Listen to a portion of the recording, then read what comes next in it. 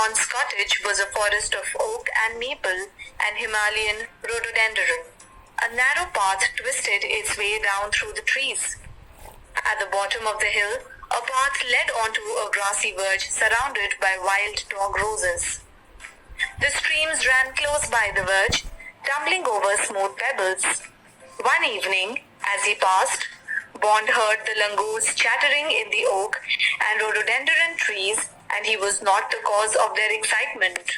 A shower of pebbles came rattling down the steep hillside, and Bond looked up to see an orange-gold leopard poised on a rock about 20 feet above him. It was not looking towards him, but had its head thrust attentively forward in the direction of the ravine.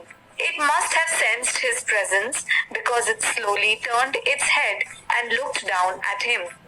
To give himself courage, Bond clapped his hands sharply, and the leopard sprang away into the thickets. He was surprised to see the animal, which was nearing extinction, so close to Mussoorie. It was some weeks before he saw the leopard again, although at times he felt certain that he was being followed. One day, while climbing the hill, Bond met a party of hunters resting beneath the oaks. They asked him if he had seen a leopard, to which the author replied that he had not. The hunters had seen the carcass of the deer and the leopard's pug marks and kept coming to the forest. The author heard their guns banging away, for they were ready to fire at almost everything. Another day, Bond, after crossing the stream, climbed Paritibba, a bleak, scrub-covered hill where no one lived. At the top was a plateau with a few pine trees and piles of rubble overgrown with weeds. As he walked through the roofless ruins, he became increasingly aware of the strong feline odor of one of the cat family. The dark cavern seemed to lead downwards, and the smell was stronger when he approached the spot. He did not venture any further.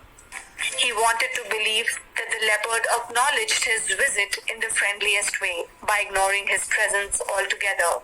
It was his trust that he wanted, but did the leopard, trusting one man, make the mistake of trusting others?